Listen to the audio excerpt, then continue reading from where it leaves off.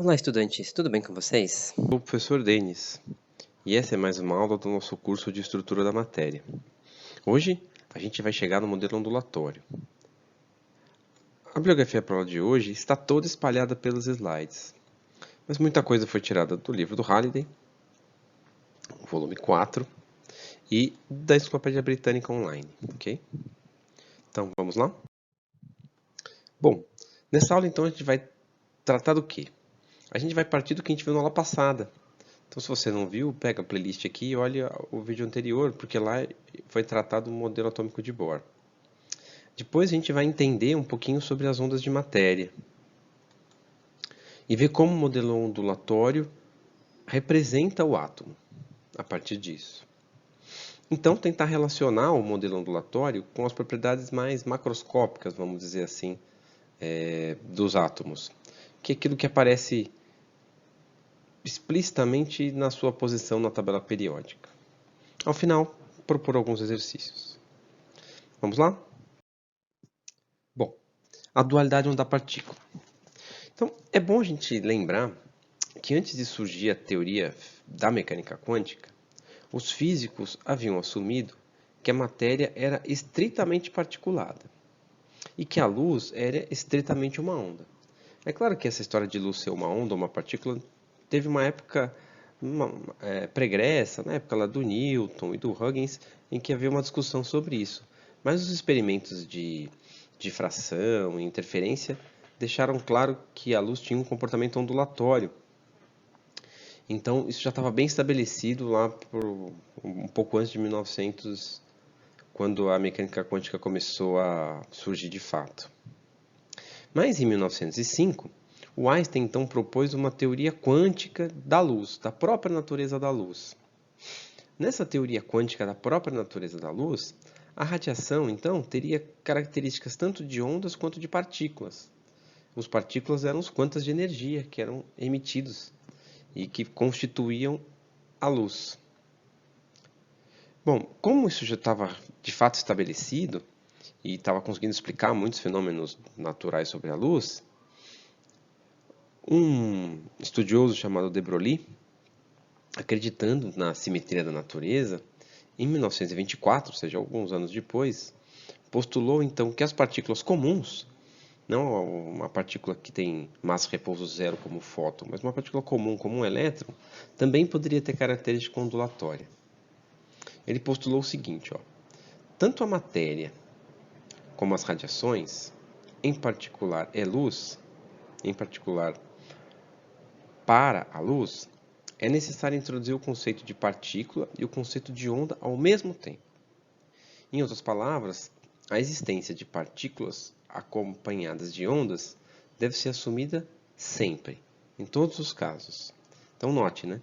Ele acreditava que a natureza tinha uma simetria no sentido de que por que só a luz é partícula e onda e as outras partículas são só partículas? Não, se as ondas também têm comportamento de partículas, as partículas também devem ter comportamento de ondas. Isto foi um postulado que funcionou para algumas coisas, mas que ficou com uma motivação puramente da simetria da natureza. Não era uma teoria completa. A interpretação dessas ondas de matéria, de fato, e isso tudo ser transformado numa teoria fechada, como é o eletromagnetismo, a mecânica newtoniana, viria a partir do Schrödinger. Mas antes, né, lembrar o que é difração. Porque a gente vai usar isso bastante, então é bom lembrar. Difração é um fenômeno puramente ondulatório. O que é difração? Quando uma onda passa por uma ou mais fendas, de modo geral, uma fenda dupla é o mais simples. Quando ela passa por um conjunto de fendas, ela passa a... cada fenda passa a se comportar como uma fonte. Então, eu tenho uma frente de onda aqui. Ó. Quando essa frente de onda atinge um anteparo que possui algumas fendas, é como se cada fenda passasse a se comportar como uma nova fonte dessas ondas. De modo que, dá uma olhada nessa figura aqui, ó. De modo que é como se eu agora tivesse duas fontes de ondas, de luz ou de ondas mecânicas, não importa. essas ondas elas vão interferir entre si. De vez em quando um máximo vai encontrar um mínimo, se somar e dá zero. De vez em quando um máximo vai somar com outro máximo e dá um máximo ainda maior. Um mínimo vai somar com outro mínimo e dá um mínimo ainda maior. O resultado disso é que a uma certa distância das fendas, se você colocar um anteparo aqui, o que você vai enxergar é uma figura mais ou menos como essa, tá vendo? Que tem um máximo e depois mínimos, depois outros máximos e mais mínimos. E dentro desse máximo eu tenho pequenos máximos e mínimos e assim por diante, certo? Deem uma olhada, vocês conseguem fazer bastante coisa discutindo sobre a natureza da, das ondas a partir da difração. Uma fonte interessante é usar o simulador do FET, tá bom? Eu vou usar ele um pouquinho aqui, só para a gente ter alguma ideia de como se comporta as ondas. Já. Bom, vamos dar uma olhada na simulação então. Ó. Quando você entra nesse link, ele tem vários tipos de simulações de ondulatória e interferência de ondas. Eu sugiro mexer com esse daqui, ó, slits, certo? Tem vários tipos de forma de onda, tanto faz, tá bom? Para você entender o que é difração, a gente pode simplesmente colocar uma onda de água, como se fosse um gerador de ondinhas de água aqui, tá vendo? A primeira coisa é que quando ela passa por uma fenda, parece que eu tenho um novo gerador, tá vendo? E a característica da onda muda completamente. Aqui eu tinha uma onda plana, que a gente chama, certo? Frentes de onda planas. Quando elas passam pela fenda, ela passa a ser esférica, tá vendo que interessante? Se você deixar a fenda mais estreita, e aqui no simulador você pode controlar isso, então de fato, tá vendo? O que acontece com a onda é ela ficar com essa carinha bem bonitinha. A gente pode medir essa onda, né? Colocar um medidor aqui de nível, deixar um para fora, que a gente não está usando ele agora, e medir o que está acontecendo, tá vendo? Então tem uma oscilação de amplitude, máximo, mínimo, máximo, mínimo. Mas o que acontece é que esses máximos e mínimos, eles estão defasados, mas eles são, uma vez que eu esteja na mesma posição radial em relação à fonte, eles são iguais, certo? Tudo bem? Consigo sincronizar os dois aqui com um pouco de cuidado, certo? Mas isso não vai acontecer quando eu tiver uma fenda, o quê? Dupla, certo? Então eu vou trocar agora para uma fenda dupla, certo? Quando eu tenho uma fenda dupla, essas duas fontes geram uma interferência, tá vendo? O que que isso significa? Vamos tirar o medidor um pouquinho aqui, ó. Ó, tá vendo? Eu tenho uns pontos em que a onda fica máxima, meio mínima, tá vendo? Que coisa engraçada, né? As frentes de onda começam a ter pontos é, distintos, de características muito distintas. Se eu aumentar um pouquinho a frequência, é como se eu estivesse diminuindo o tamanho da fenda e eu continuo com umas características bem interessantes. Vamos fazer uma medida. Ó. Entre as fendas, eu devo encontrar o máximo, que é uma coisa diferente, né? Se eu tivesse com partículas passeando por aqui, entre elas eu não teria o máximo, com certeza, certo? Então aqui eu tenho um máximo. E eu provavelmente consigo encontrar um mínimo de oscilação por aqui. Tá vendo? Ó? A amplitude mudou muito, certo? Eu estou encontrando uma figura de difração. Essa difração não acontece se eu tiver partículas passeando por essas coisas. Se eu jogar bolinhas mecânicas macroscópicas e fazer elas passarem por aqui, elas não vão montar amplitudes desse jeito, certo ou não? Com o máximo aqui entre as fendas e um mínimo quase que na frente da fenda, certo? Um pouquinho para cá. Isso é um fenômeno tipicamente de difração, tá bom? Que eu queria explicar para vocês é isso, mas depois aproveitem o link que eu vou deixar na descrição do vídeo e testem essa simulação que ela é muito interessante, ok? Agora vamos voltar para a aula. Agora que a gente já viu a simulação e já entendeu como funciona a difração de ondas, a gente vai voltar para a parte de mecânica quântica que interessa para a gente poder entender o modelo ondulatório do átomo. Olha, em 1927, um experimento do Davidson e do Gertner e alguns outros, né? Eles fizeram um experimento no qual um feixe de elétrons era espalhado por uma superfície de um cristal de níquel. e exibia um padrão de difração. Olha só. Esta é uma figura do que acontece quando você joga um feixe de elétrons sobre uma superfície de cristal de níquel. Essa superfície, ela se comporta como uma série de fendas. E por isso o que se observa no anteparo é um negócio assim, ó. Esta figura só faz sentido para ondas, não faz sentido para elétrons. Se fosse para elétrons, eu ia ver uma nuvem aqui, certo? Mas não esses máximos e mínimos, máximos e mínimos, máximos e mínimos. Eu ia ver o máximo só, se eu estivesse espalhando partículas simplesmente. De fato, não é isso que está acontecendo.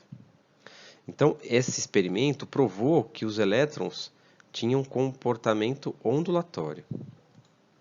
Por outro lado, em 1923 foi descoberto o efeito Compton.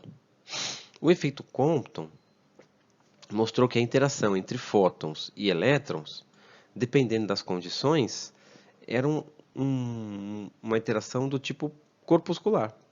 Quando um fóton incide sobre um elétron, lembrando, né, elétrons não são bolinhas e fótons não são só essas pequenas ondas, mas a gente precisa de alguma figura para poder ilustrar o que está acontecendo, tá bom?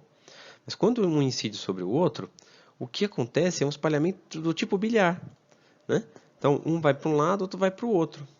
Às vezes o fóton bate e volta, o elétron vai para frente, né, se eu acertar em cheio. Às vezes, se eu acertar pelo canto aqui, o, o fóton vai para cá e o elétron vai para lá. Se eu acertar o fóton por esse canto aqui, que é o que está acontecendo aqui, o fóton desvia para cá e o elétron desvia para lá, né?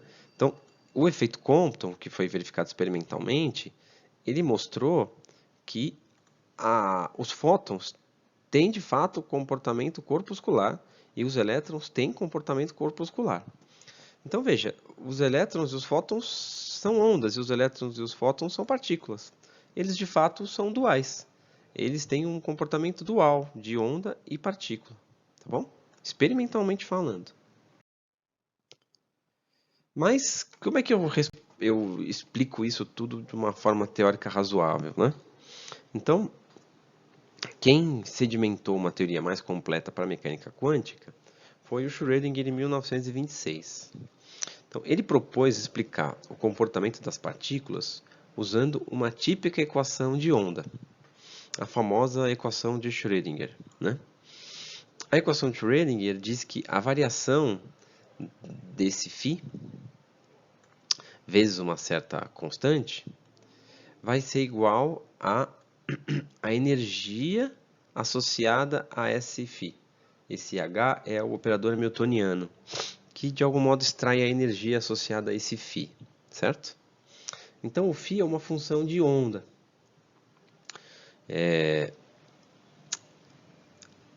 Que não é exatamente igual a esses ângulos aqui. O que eu estou mostrando aqui é porque a gente vai precisar, como o nosso átomo é um modelo esférico, a gente vai tratar ele em coordenadas esféricas. O que é que significa coordenadas esféricas? Você provavelmente ainda não viu isso quando estiver estudando a estrutura da matéria.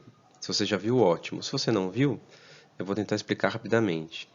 Todos nós conhecemos as coordenadas cartesianas, que são aquelas coordenadas mais simples, que são ortogonais, né? Eu tenho um x que se separa o eixo y por um ângulo de 90 graus, que se separa um eixo z por um ângulo de 90 graus, que se separa do eixo y por um ângulo de 90 graus. Isso fica tudo muito retinho. Mas, por exemplo, para representar um raio, dá muito trabalho. Eu preciso fazer um teorema de Pitágoras aqui, né? Para representar uma distância fixa a um certo ponto. É mais simples quando a minha simetria é esférica, representar esse sistema a partir de um raio, um ângulo que esse raio faz com o eixo z, que eu vou chamar de θ, e um outro ângulo que a projeção do raio no plano xy faz com relação ao eixo x, que a gente vai chamar de φ, ok? Que não é o π aqui da minha função de onda, tá bom? Então, fiquem um pouquinho com isso aqui na cabeça, porque quando eu tentar mostrar as soluções da equação de Schrödinger, elas vão aparecer em função dessas coordenadas aqui, ó, r, θ e φ, tá bom? Bom, mas de qualquer modo, o Schrödinger propôs então uma equação de onda. As soluções dessa equação de onda, ao contrário das soluções da equação de Newton, são então funções de onda. O que tem a ver com a partícula? Quando você resolve a equação de Newton, você encontra aceleração, encontra força. E aí, ao integrar a aceleração, você pode encontrar velocidade, posição, que são coisas muito mais macroscópicas, né? Quando você resolve, você encontra uma onda ali, esse φ. Essa função de onda, psi, ele está relacionado à probabilidade de ocorrência de eventos físicos. A sequência definida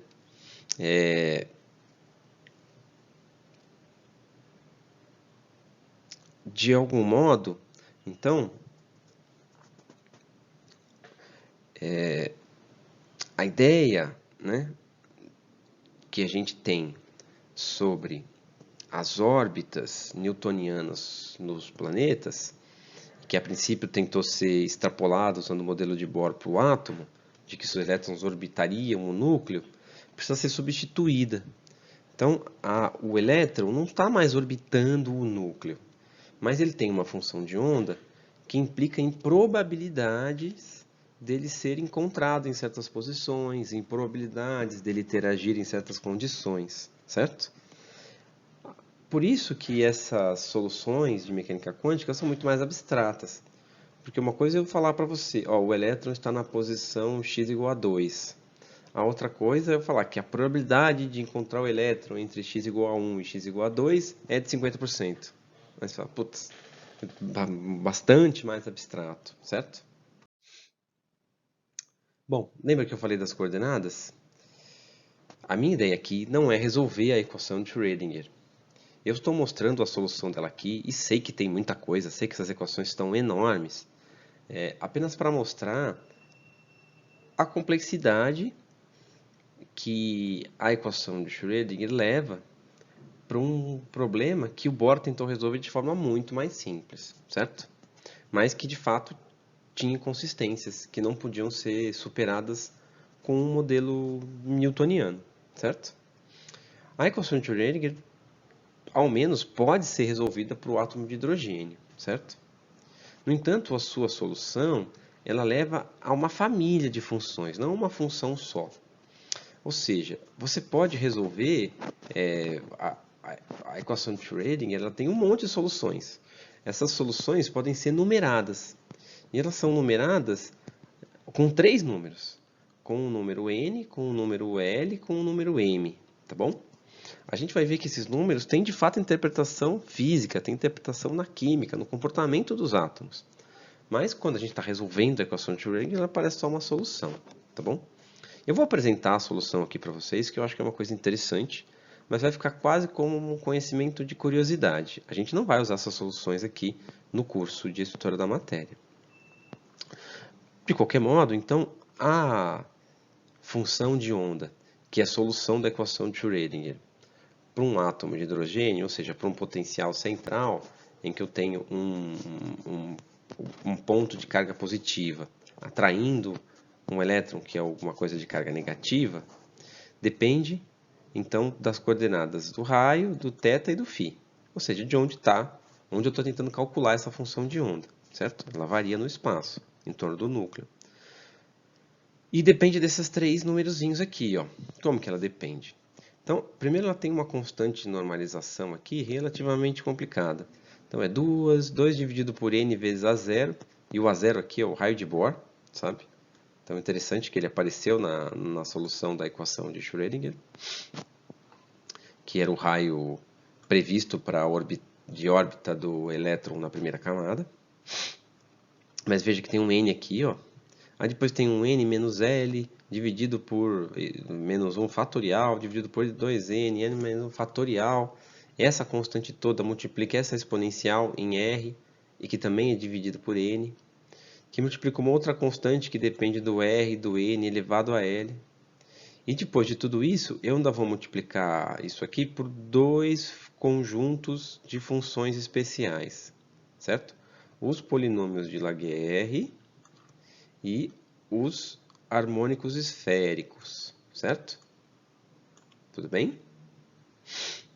Os harmônicos esféricos, então, acho que a gente vai chamar de y, são funções que não dependem mais do raio, só dependem do θ e do φ. E não dependem mais do n, daquele número quântico principal, né? Só dependem do m e do l. Eles têm que ser calculados com uma exponencial complexa, certo? Um n, que é uma constante, vezes os polinômios de Legendre. Nossa, que cidade, né? E é isso mesmo. Os polinômios de Legendre em função de cosseno de θ, ainda por cima. E o polinômio de Legendre não são funções simples. A forma geral dos polinômios de Legendre é isso aqui, ó.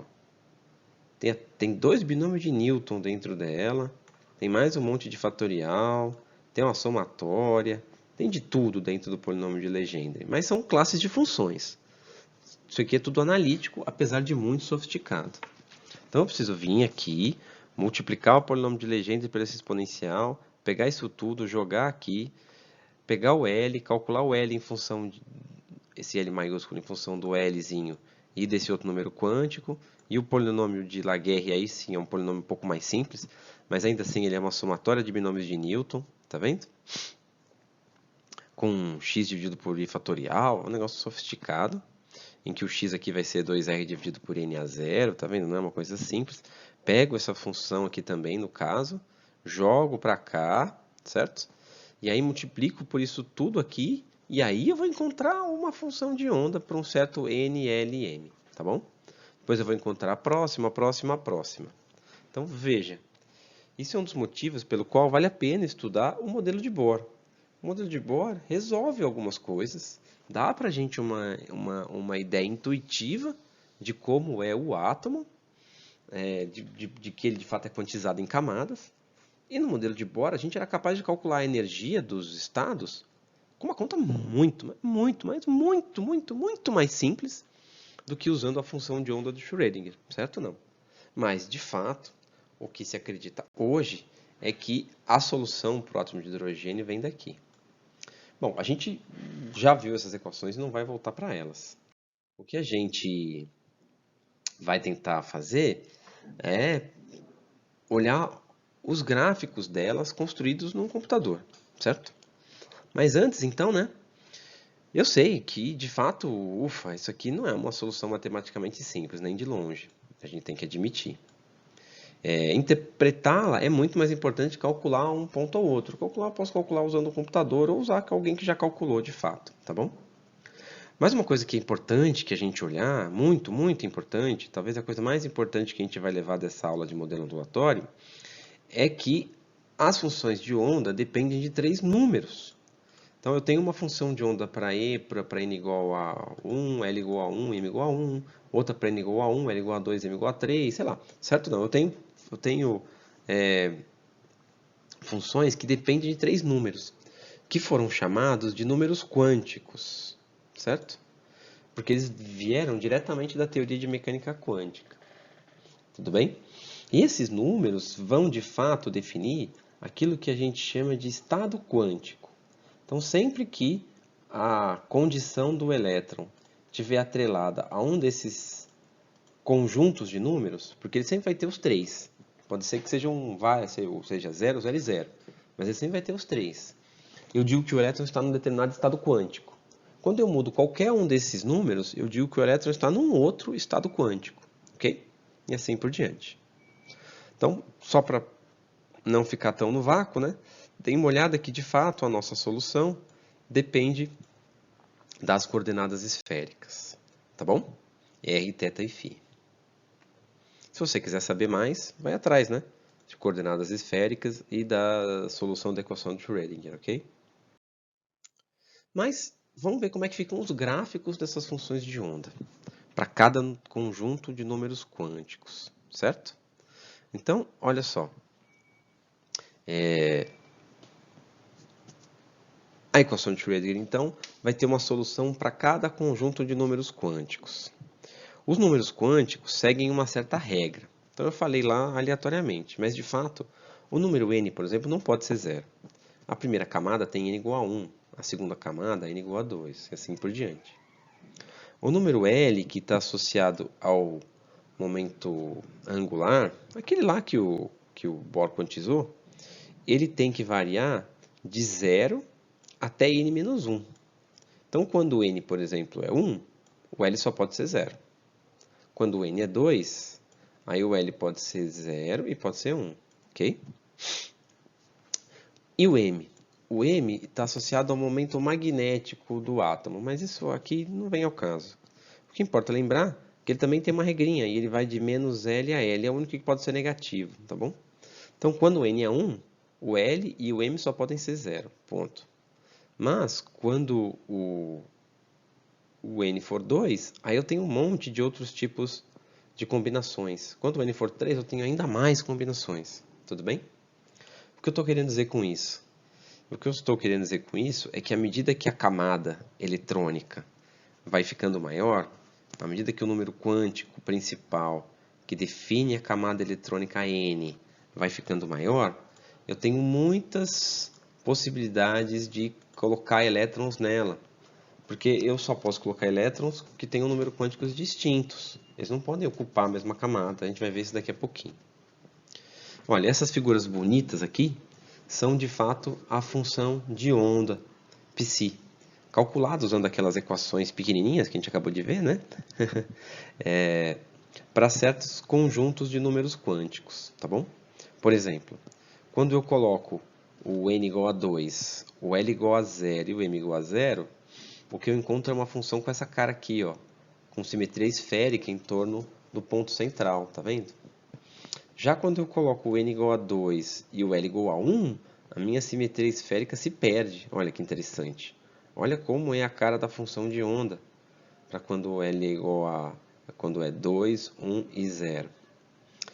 E se a minha função de onda é assim, o m pode variar, né? O m pode ser menos 1 e 1. Quando o m é 1, olha como é que fica, ó. Que coisa interessante, não? Impressionante, vocês não acham? E aqui eu tenho os outros, né? Ó, sempre que o L é 0 e o M é 0, eu tendo a ter funções de onda espalhadas simetricamente em torno do núcleo, tá vendo? Dá uma olhada no 400. Mas, quando o L não é 0, então não. O L meio que dá um eixo, ainda dá um certo eixo para a distribuição das funções de onda do elétron nas proximidades do núcleo. Então, ou ele fica orientado para cá, tá vendo? Ou fica orientado para cá, ou fica muito orientado para cá e um pouquinho para lá. Mas aí quando eu troco, ele vai mudando essa cara de orientação. E vai mudando, tá vendo? Olha que interessante. E claro, à medida que eu vou ficando mais, os números quânticos vão crescendo, ele vai ficando mais sofisticado. Mas o que é essa função de onda, afinal de contas, professor? Isso aí é onde eu acho o elétron? É isso que você está falando? Eu não estou entendendo nada, professor. Então, a interpretação da função de onda, de fato, está relacionada com a probabilidade, mas não é a probabilidade. Danado, né? Podia ser mais simples, mas não é. É como a natureza funciona, ou como a nossa teoria conseguiu explicá-la. Para encontrar a probabilidade de encontrar um elétron, eu preciso calcular o módulo da função de onda ao quadrado, tá bom? Acredite se quiser, não dá para pegar aquela pequena função, tirar o módulo ao quadrado dela. Aqui o módulo está explicitado porque a função de onda é um número complexo, tá bom? Então esse módulo é um módulo no sentido complexo, né?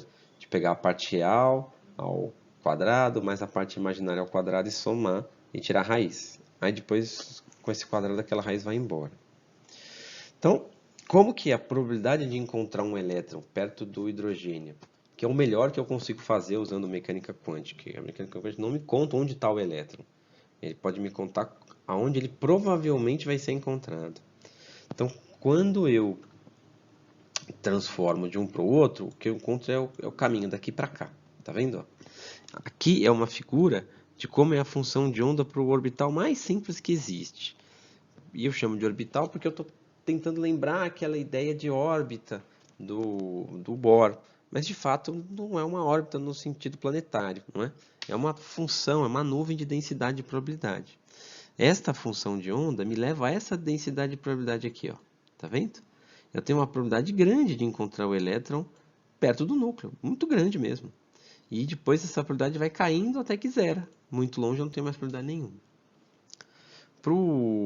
Para quando o conjunto de números quânticos é 2, 0, 0, aí a função de onda fica assim. Ó.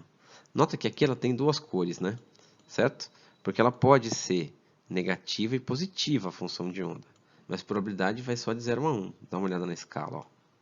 Engenheiro tem que sempre olhar a escala. Físico, químico, tem que saber olhar a escala. Tá vendo? Muito bem. Então, a função de densidade e probabilidade agora ficou com essa cara aqui, ó.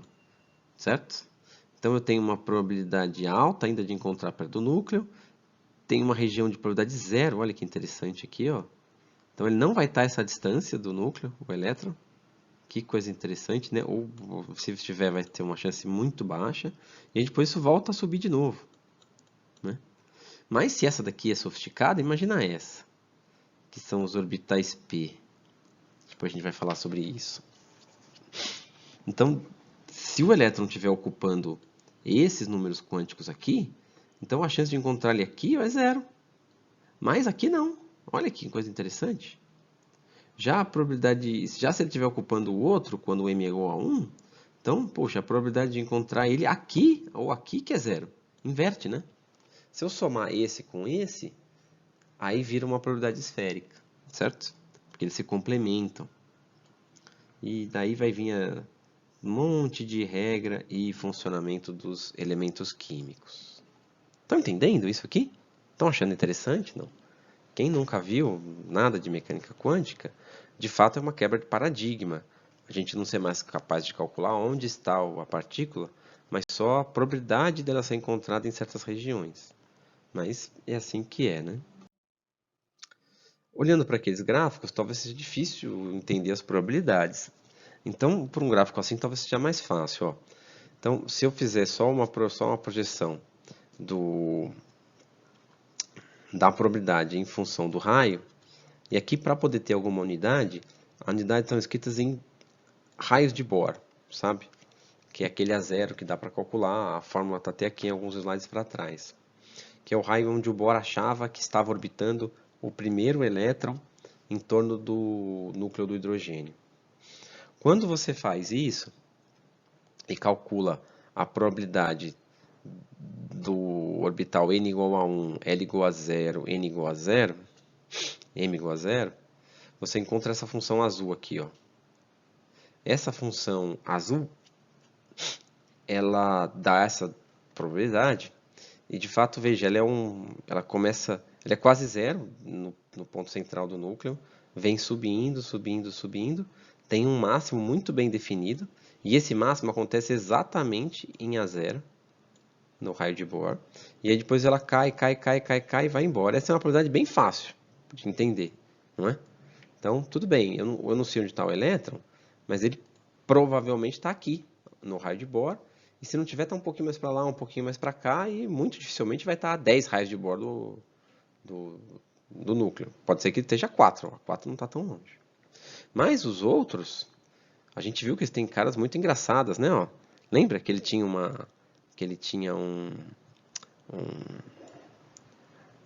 quando eu tenho 2, 0, 0, olha que coisa interessante. Ó. Eu tenho um pequeno pico aqui e um grande pico aqui, certo? O Bohr teria interpretado que o elétron está exatamente aqui, ó, orbitando o átomo nesse ponto, quando ele está ocupando a segunda camada. E está orbitando o átomo nesse ponto, quando está ocupando a primeira camada. E quando ele está na terceira camada, ele estaria orbitando esse ponto. Então, essas probabilidades, de algum modo, enganaram, dispersaram os físicos da característica probabilística das partículas, já que ela tem um máximo. Mas ela não tem um máximo único, tá vendo? Essa partícula pode estar aqui, pode estar aqui.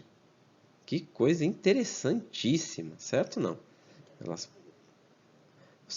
Você sabe que ela está ocupando estes números quânticos. Agora, onde ele está? Não sei, ele pode estar em qualquer lugar aqui dentro. O que eu sei é que ele não está exatamente aqui, que a probabilidade aqui é zero. Certo? E ele não está exatamente aqui, que a probabilidade é zero. Se ele estiver no orbital 3s. Certo? Então, note, quando um elétron muda de camada, o que ele está fazendo é mudar a probabilidade de ser encontrado dessa curva laranja para essa curva azul. É uma mudança importante, certo? Do comportamento físico do elétron, não é?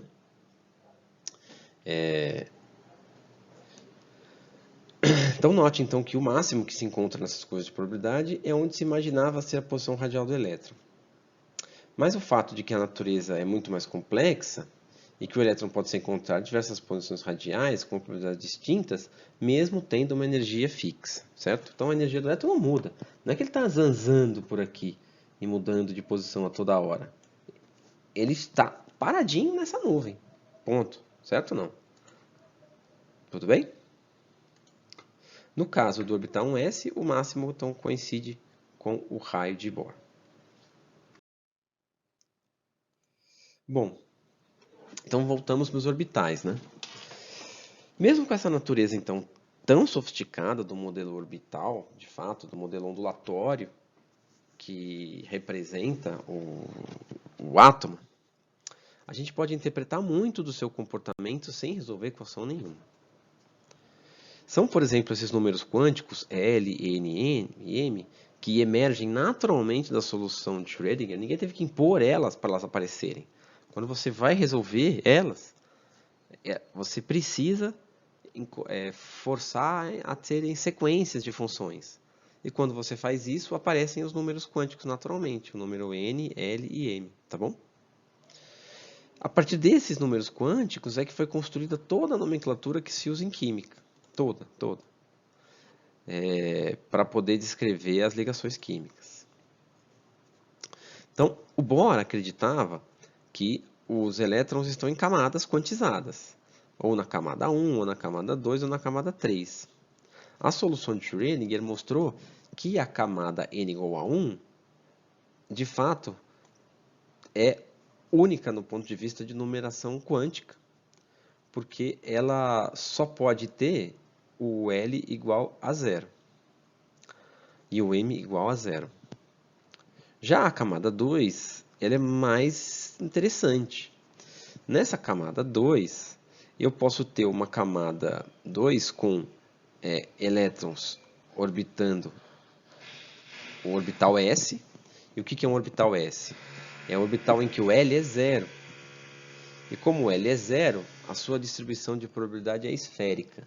Então esse é um orbital redondinho, esférico. O elétron tem a mesma chance de ser encontrado a qualquer posição com a mesma distância do raio. Mas, na segunda camada, eu também tenho elétrons que podem estar ocupando números quânticos de L igual a 1. Quando L é igual a 1, os orbitais são muito mais sofisticados, certo? E lembram, aquelas distribuições de probabilidade assimétricas. E esses é que vão ajudar a gente a entender aquelas camadas que se fecham, com 8 e tudo mais. Mas daqui a pouco a gente fala sobre isso. Já quando eu estou na terceira camada, é ainda mais interessante. Porque a terceira camada, o n igual a 0, permite o L igual a 0. Então eu continuo tendo alguns elétrons que podem ocupar a parte mais redonda do orbital. Eu continuo tendo o L igual a 1, que é aquela parte assimétrica. E agora eu vou ter o L igual a 2, que é aquela parte assimétrica que aparece como se fosse um monte de estrelinhas, assim. E tem um para cada lado. Certo ou não? Tudo bem? Aqui não tem nenhum exemplo, mas quando o L for 4, quando o N for 4, eu ainda posso ter um L igual a 4. Quando o N for 5, de fato, eu ainda posso ter um L igual a 4.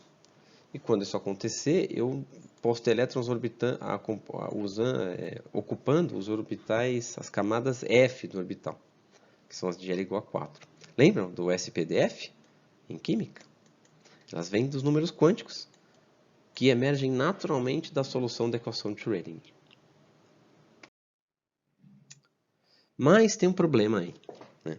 A gente sabe, hoje, que são 2 elétrons que podem ocupar a primeira camada, e não um só. Mas os meus números quânticos são n igual a 1, para n igual a 1, eu tenho L igual a 0 e n igual a 0. Então tem uma falha na solução de Schrödinger. Apesar de muito sofisticada e revolucionária, a solução de Schrödinger não é completa para explicar o átomo de hidrogênio. Vocês acreditam nisso? A natureza sempre prega peças nos cientistas, né? faltava uma propriedade intrínseca dos elétrons e de algumas outras partículas, como por exemplo o próton, que se chama spin. Então, em 1928, bem pertinho de quando o Schrödinger soltou a teoria dele, o Dirac, que é um gênio, assim como todo esse povo aí, construiu a sua teoria quântica relativística. Então, ele estava tentando conciliar a quântica com a relatividade do Einstein lá. Quando ele fez isso, ele precisou incluir um outro número quântico, não é? Que era uma espécie de momento magnético intrínseco da partícula. Ela tinha que ter. Ele descobriu que um elétron não podia ter momento magnético zero. Ele sempre tinha que ter algum momento magnético. Como se ele estivesse girando em torno do próprio eixo, mas ele não está. Por causa disso, ele então inseriu à mão um quarto número quântico naquela brincadeira. Como se já não bastasse terem 3, agora a gente tem 4. Certo? Só agradecer ao Dirac. Esse quarto número quântico é o número de spin. Só que ele é um número bem mais simples do que os outros. Uma partícula só pode ter 2 tipos de spin. Então, como são só 2, a gente poderia ter chamado de 0 e 1. Mas essas contas ficam muito mais simples se a gente chamar de menos 1 e mais 1. Então, o Dirac chamou assim, de menos 1 e mais 1. E descobriu que o valor delas é, de fato, ou mais meio ou menos meio vezes h cortado. Vocês se lembram, né? O h cortado é igual ao h dividido por 2π. Tá bom? Então, podia ser do meio de h sobre 2π e menos meio de h sobre 2π. Então, finalmente, com isso, era possível explicar, e foi sem querer, o Dirac estava tentando fazer outra coisa, mas com isso ele conseguiu explicar o número de elétrons que ocupa cada orbital do átomo e que dá origem àquilo que a gente gosta de chamar de diagrama de Pauling e da própria tabela periódica. Então, se a gente expandir a ideia do Schrödinger para o Dirac, a gente pega aquela ideia do M e muda essa notação para ficar assim, ó, tá vendo? Então, o orbital 1s tem momento magnético meio, o que significa que o spin, que o momento magnético total dessa partícula vai ser ou mais meio ou menos meio. E aí eu vou poder colocar 2 elétrons nessa camada aqui, certo? Nesse orbital. Eu tenho n igual a 1, s igual a 0, l igual a 0, m igual a 0, s igual a mais ou menos meio. Já a segunda camada, aí ela tem outras possibilidades de momento magnético, certo? Eu tenho alguns orbitais P com momento magnético meio, S com momento magnético meio, que o S é sempre meio, mas o P pode ser meio, pode ser 3 meios, porque o M sobe junto, né? E eu somo, de algum modo, o momento magnético da órbita, que veio do M, com aquela intrínseca do elétron, que veio do S, certo? Porque os dois fisicamente se comportam como a mesma coisa. Então, em 1925, o Pauli, que não é o Pauling, que a gente usa o nome dele para dizer aquele diagrama de exclusão, de Pauling, o Pauli, né, fez o princípio de exclusão dele, certo? O diagrama de Pauling é aquele que mostra onde tem quantos elétrons ocupam em cada camada. O Pauli fez um princípio de exclusão. Então, em 1905, ele formulou no seu princípio de exclusão que somente um elétron pode ocupar um estado quântico.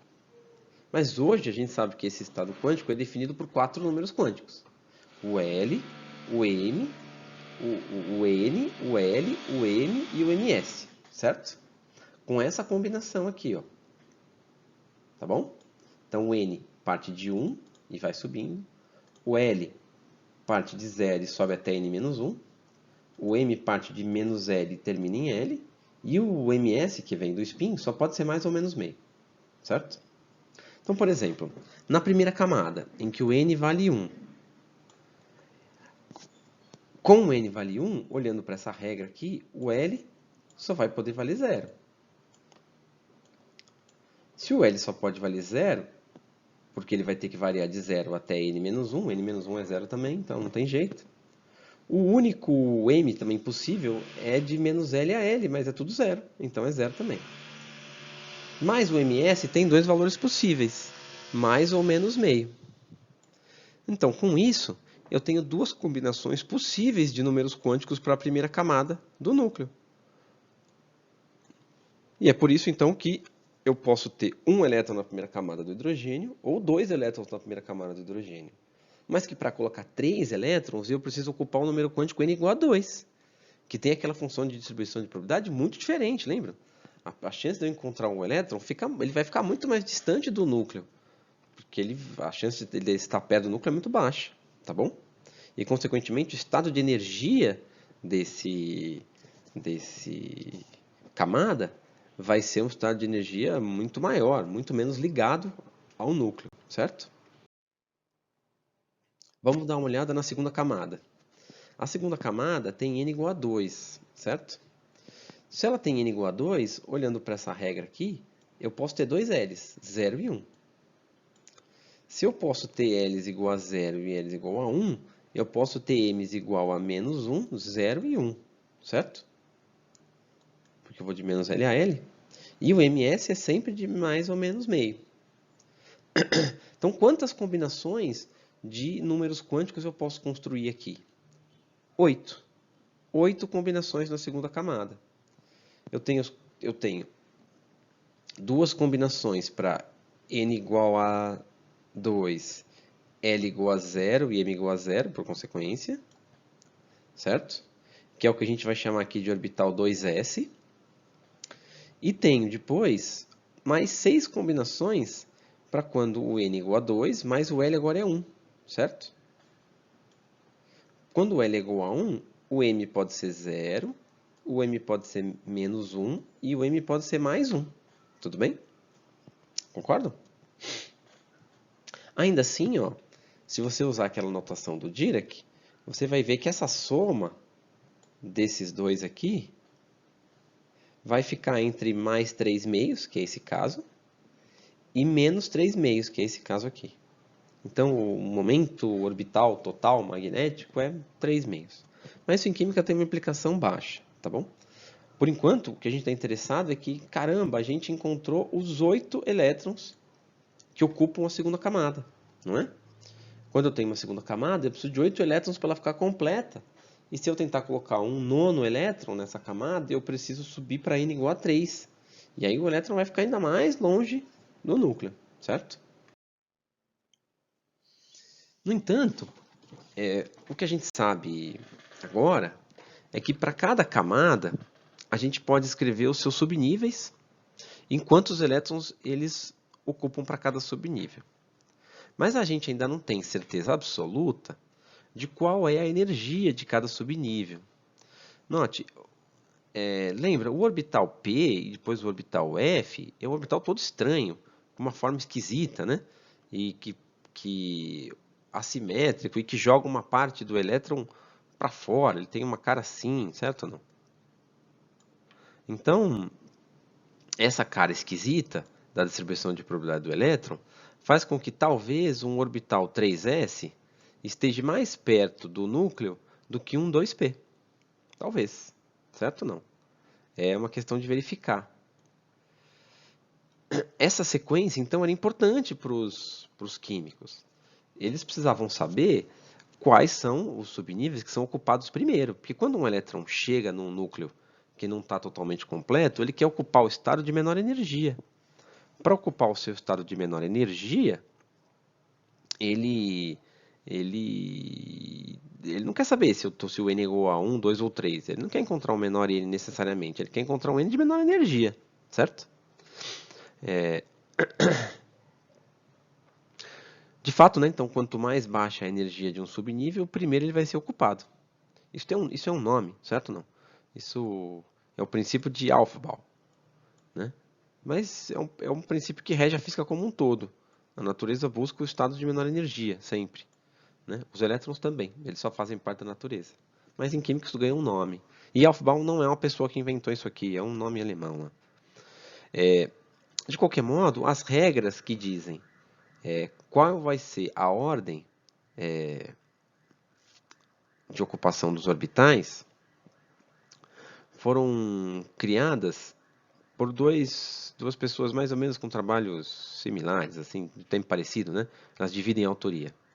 Esse Janet e o Madelung. As regras são assim, ó.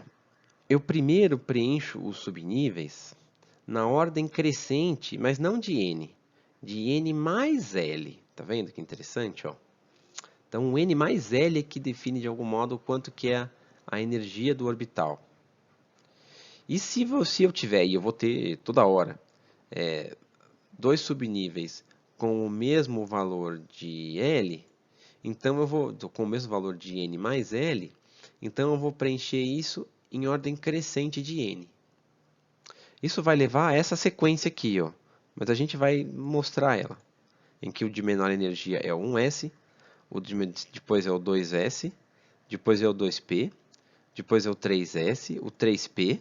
Até aqui parecia que eu ia preencher bonitinho, né? Primeiro os N's. Mas aqui eu tenho a primeira, vamos dizer assim, inversão. Ó. O 4S é um estado de menor energia do que o 3D, certo? E aí começa a bagunçar bonito essa sequência aqui, tá bom? Mas essas regras servem para você descobrir, se você quiser. Vamos ver se elas funcionam. Ó. Então, aqui está a sequência. Vamos ver se a gente consegue demonstrar ela. Ó, o orbital 1s, esse 2 aqui significa que eu posso ocupar 2 elétrons nele, certo? Porque o L gera os números M e além disso eu tenho os dois números de spin. Então eu vou colocar 2 elétrons nesse orbital 1s. O orbital 1s tem N igual a 1, L igual a 2. Então ele é o único que a soma N mais L vai dar igual a 1. Tá vendo? Legal, então ele é o primeiro a ser ocupado. É aquele orbital que existe unicamente preenchido, né, no átomo de hidrogênio e no de hélio. Qualquer outro átomo precisa pegar a próxima camada. Então, a próxima, eu posso ter, se eu tiver o N igual a 2, e aí o L valendo 0 ou 1, quando o N igual a 2 e o L vale 0, ele é o único que a combinação dá 2. Então, ele é o próximo. O 2S vai ser o próximo. Já eu posso ter uma combinação de N igual a 2, L igual a 1, e N igual a 3, L igual a 0. Nesses dois casos, o N mais L dá 3, tá vendo?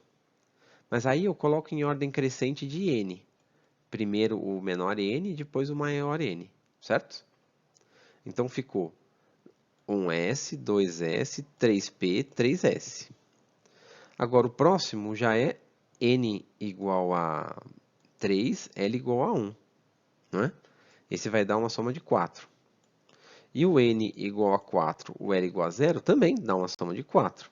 Então, como é que eu sei se é o 4S ou o 3P que ganha, que é o de menor energia? Coloco em ordem crescente de N de novo, e aí eu vou ter 3 e 4, tá bom? Certo? Então, com essas regrinhas, você consegue construindo aquilo que a gente costuma chamar de diagrama de Pauling, tá vendo? Que não é o Pauli, né? Então, o diagrama de Pauli começa a dar nome para um monte de coisa e ajuda a gente a somar a quantidade de elétrons em cada camada, certo? Então eu venho aqui e coloco, ó, o N igual a 1, 2, 3, 4, 5, 6, 7. Depois eu sei que para cada N eu posso ter uma certa combinação de L's.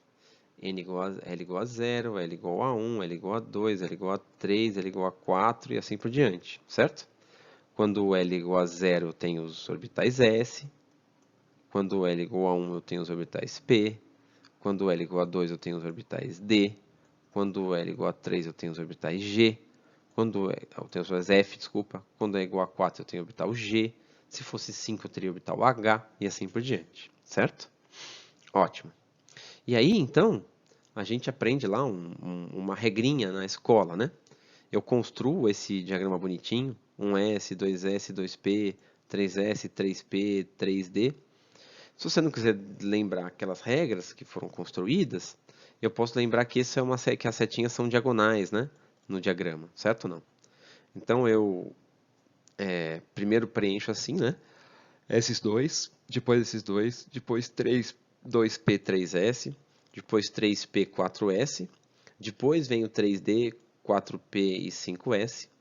Essas linhas diagonais acontecem só por causa daquela regra, de que primeiro eu considero a soma entre n mais l, e depois em ordem crescente de n, tá bom? Note que eu posso ir fazendo isso e somando quantos elétrons existem, né? Então eu tenho 10 elétrons no orbital D, vocês vão fazer isso como exercício, e 14 no orbital F.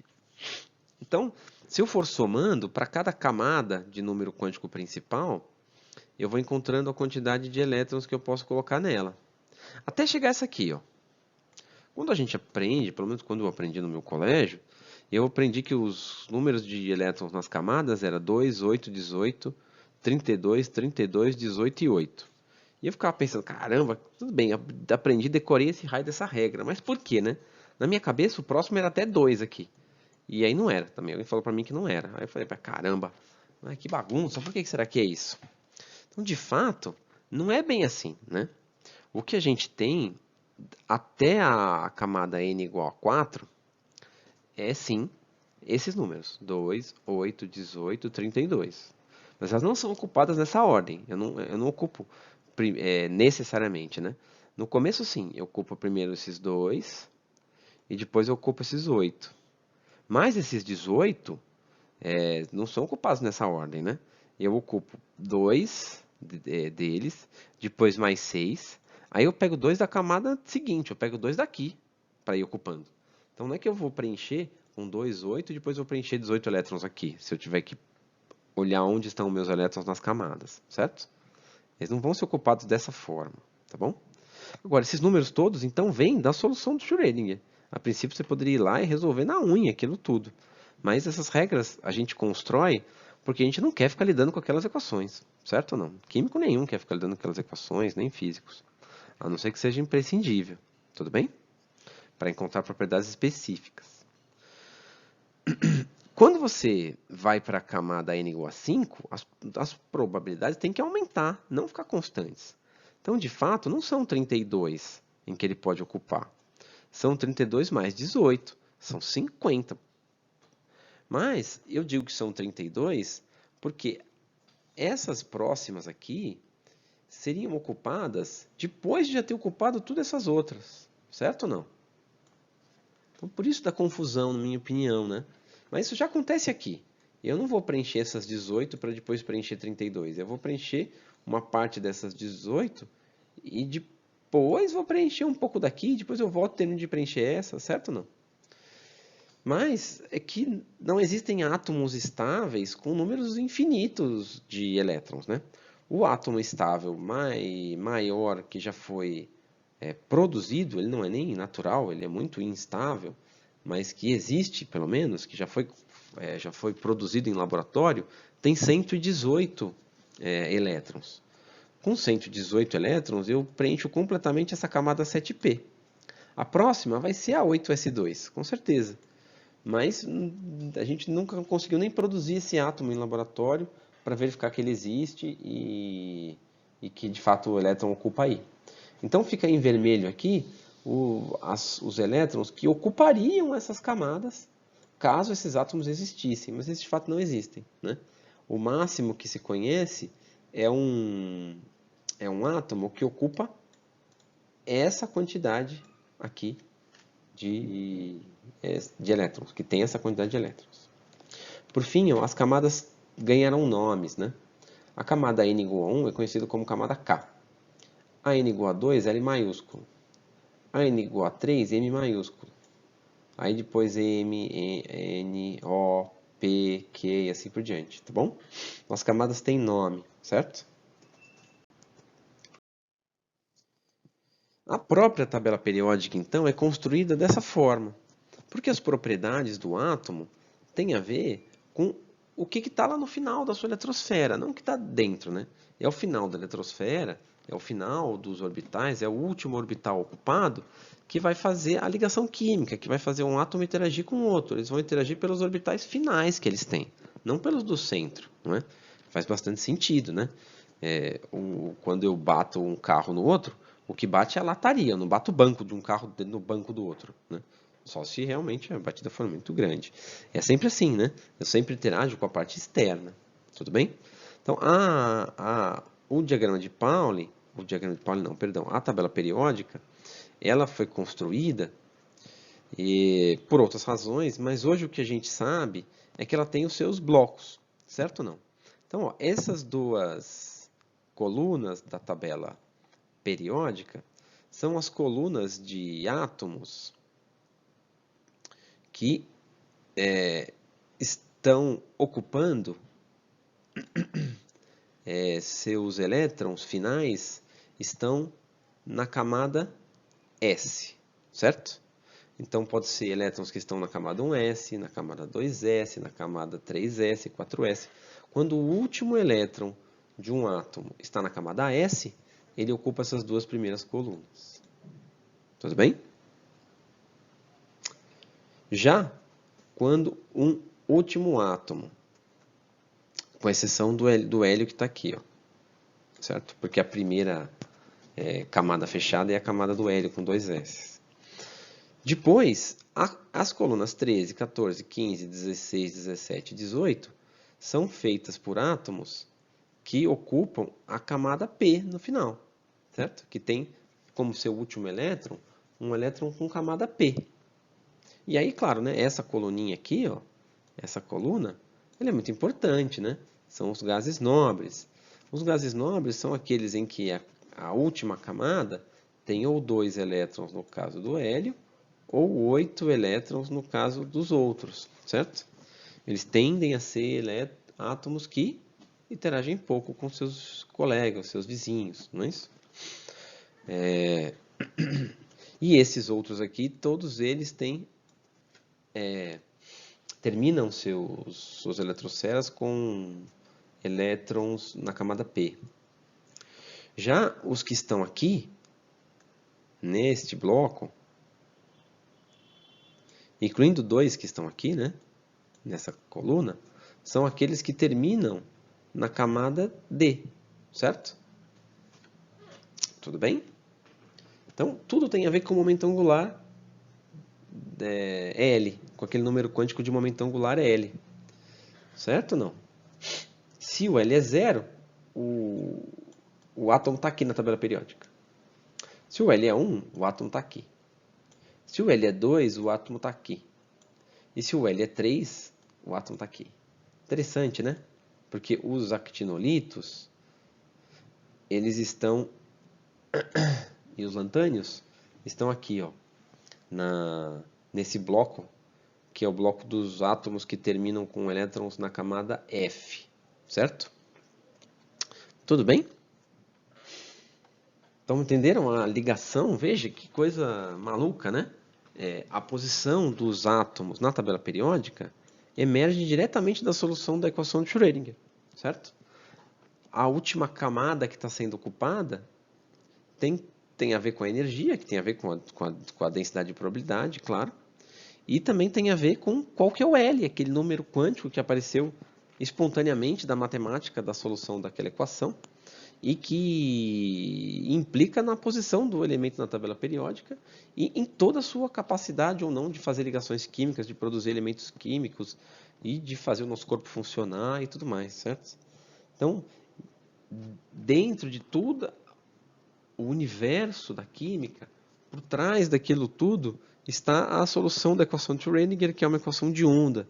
E a gente precisou entender que, de fato, os elétrons são ondas, também são partículas, mas também, de algum modo, são ondas e que ocupam certos orbitais em torno do núcleo atômico. Bom, só confirmando, então, tá vendo? Ó? Vamos dar uma olhada naquela coluna que todo mundo gosta bastante, que é a coluna dos gases nobres, para ver o que está acontecendo com ela de fato. Ó. Na primeira coluna, o que eu fiz foi completar esse aqui, ó, o 1s. São 2 elétrons. Então, ele fica aqui, certo? Já na próxima, eu tenho 2s e 2p6. Então, quando eu completo tudo isso, termino essa camada fechadinha, eu vou ter mais 8 elétrons na última camada e termino com o neônio. Na próxima, eu vou ocupando esses 2 S, 6P, depois eu tenho que ocupar, né, os 4 S, depois eu ocupo os 3 D10, na ordem de ocupação das suas camadas por energia. E quando eu termino de ocupar o orbital P, ou seja, quando eu completo este daqui, esses daqui, eu termino com o neônio. Aí depois que eu completo este e mais este, eu chego no argônio. Certo? Ótimo. Aí depois que eu completar este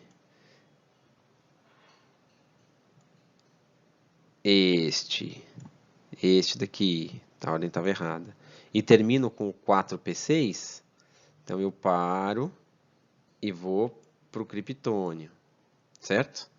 Aí depois eu vou ocupar qual? O 5s2, o 4d10, o 5p6. Terminei de ocupar o 5p6, cheguei no xenônio. Depois que eu ocupar o 6s2, o 4f14 e o 5d10 e o 6p6, é um monte, certo ou não? Eu chego no radônio. Tudo bem? Note que eu precisei pegar uma coluna de lantânios ali, né? O actinolise, agora não lembro a ordem. E no final, depois que eu ocupar o 7s2, o 5f14, o 6d10, eu posso ocupar o 7p6. Quando eu terminar de ocupar o 7p6 é que eu vou chegar naquele elemento que foi construído em laboratório, certo ou não? Que tem 118 átomos, que fecha essa última camada de 6. Se a gente conseguir, com o tempo, sintetizar esses átomos, eles devem ser possíveis, só que eles devem ter uma meia-vida, uma duração muito pequena. Mas a gente já vai ocupar 8 coisas, até chegar no próximo gás nobre, ó. Ixi, tem um chão enorme aqui, certo ou não? Vai ser uma linha muito grande, porque eu vou ter que ocupar camadas G e criar uma outra linha lá na tabela periódica. Mas, de fato, esses elementos nunca vão fazer parte das nossas ligações químicas, porque o núcleo deles é muito instável, tá bom? É isso. Entenderam? A ligação entre a mecânica quântica e as propriedades periódicas dos átomos, de alguma forma. A gente ainda vai ver muita tabela periódica quando estiver tratando de ligação química. E a gente vai de vez em quando voltar para essa ideia de orbitais para poder entender por que alguma ligação de um certo tipo faz mais sentido que uma ligação de outro tipo e assim por diante. Mas agora eu quero que você pratique alguma coisinha. A gente não vai falar agora, resolva a equação de Schrödinger aqui, né? Mas, note, vamos ver se a gente consegue aplicar alguns dos princípios que vêm dela. Então, uma delas que eu gostaria de sugerir para vocês é usar as regras dos quatro números quânticos que a gente conhece para, e claro, o princípio de exclusão de Pauli, para encontrar quantos elétrons ocupam a camada terceira e quarta. A gente já sabe, já viu, né? Está lá no diagrama de Pauli. Mas vamos ver se vocês conseguem chegar nesses valores, deduzir eles, tá bom?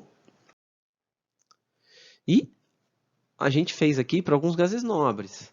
Mas será que vocês são capazes de posicionar na tabela periódica, de saber em que região da tabela periódica eles estão? Consequentemente, que elétron ocupa a última camada destes átomos? Acho que sim, tenho certeza que sim. Então façam para alguns e pratiquem. Os 4 primeiros eu contei quanto vale o número atômico, ou seja, quantos prótons tem no núcleo e, consequentemente, quantos elétrons vai ter na eletrosfera. Os seguintes, eu quero que vocês vão a uma tabela periódica e pesquisem, tá bom? Porque aí você já, além de fazer isso, já podem ir olhando se vocês estão posicionando corretamente estes átomos, tá bom? Então é isso. Eu espero honestamente que apesar da complexidade da aula e do tema ter sido relativamente passado rápido, vocês tenham conseguido ao menos enxergar que toda essa nomenclatura que parece ser uma coisa toda decorada de química, e muitas vezes tem uma razão matemática de existir e que pode ser construída de princípios fundamentais, mas que de modo geral não são feitos pela complexidade do caminho que é preciso ser percorrido para que a gente possa resolver de fato uma equação de Schrödinger até chegar num diagrama de distribuição de energia dos átomos. Tá bom? É isso. Até mais. Bons estudos.